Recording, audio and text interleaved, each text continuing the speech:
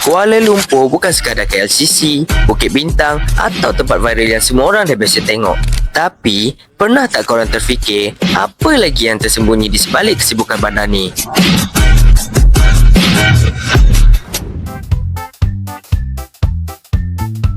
Hi guys. Welcome back to Landscation. So hari ni kita nak bawa korang jalan-jalan dekat mana? Dekat 3 tempat yang underrated di KL.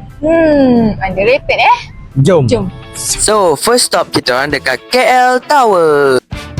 Next station, Bukit Nanas.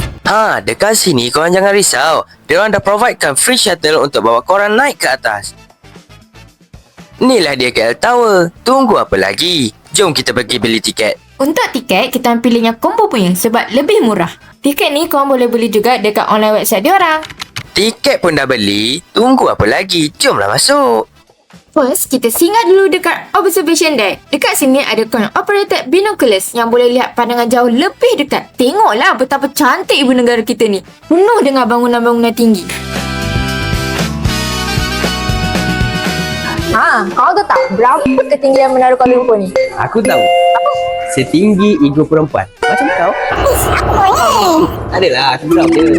Menara ni ketinggian dia adalah 421 meter tau. Uish, tinggi ya. Memang tinggi. Betul juga. Menara Kuala Lumpur ni adalah menara telekomunikasi yang ke-7 tertinggi di dunia. Hebat kan? Hebat Saya gila. bangga jadi Malaysia. Saya bangga. Sabar. Saya bangga menjadi rakyat Malaysia. Saya bangga jadi rakyat Malaysia.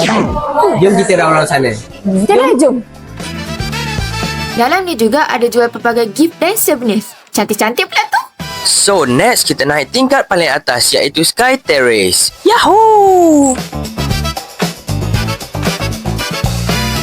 Okay guys, sekarang kita dekat Glass Box. Tengok bawah, tengok bawah, tengok. Wih. Scary tu. Kenapa kau nangis ni?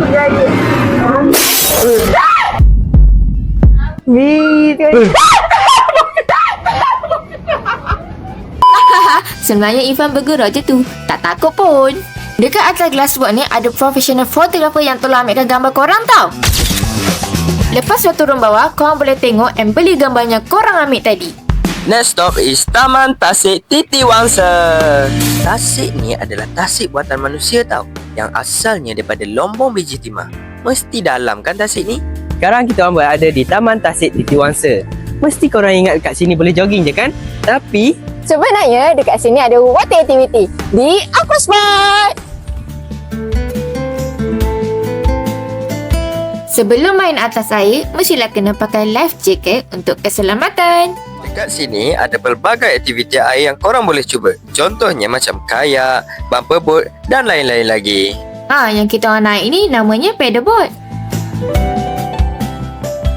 Airin, luas kan tasik ni? Betul. Sambil-sambil kita kayu ni, kita boleh tengok pemandangan cantik. Macam aku. Tak adalah. Kita boleh tengok bangunan yang tinggi dekat KL ni. Lepas tu, kita orang main water tricycle. Yang ni memang fun. Brom brom. Tolong kaki aku krem. Krem. Keren pula.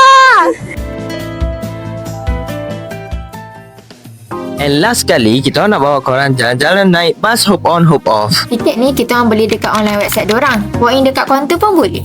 Kita orang duduk tingkat atas. Barulah best layan angin dan view KL malam-malam. Best gila. Fun fact, bas ni actually cover lebih 20 tempat popular around KL. Honestly, rasa macam turis walaupun kita orang Malaysia sendiri. Ada juga budak-budak sekolah dari rombongan naik bas ni. Tak dinafikan, pemandangan ibu negara kita ni pada waktu malam memang cantik. Kadang kita sibuk nak ke tempat orang sampai lupa dekat dengan kita pun sebenarnya ada banyak benda cantik. Orang selalu cakap hujan emas di negeri orang, hujan batu di negeri sendiri. Maksudnya, walau luar dapat lebih hebat, tempat sendiri tetap yang paling dekat dengan hati. 3 tempat ni mungkin tak viral, tapi bila kita orang datang sendiri, baru sedar yang ia sebenarnya underrated. Kalau korang rasa KL dah tak ada apa-apa, korang salah. Maybe korang cuma belum pandang betul-betul. Hargai dulu tempat sendiri. Kalau korang nak tengok lagi video yang menarik macam ni, jangan lupa subscribe. Dan jangan lupa juga share dan komen. See you guys On the next video.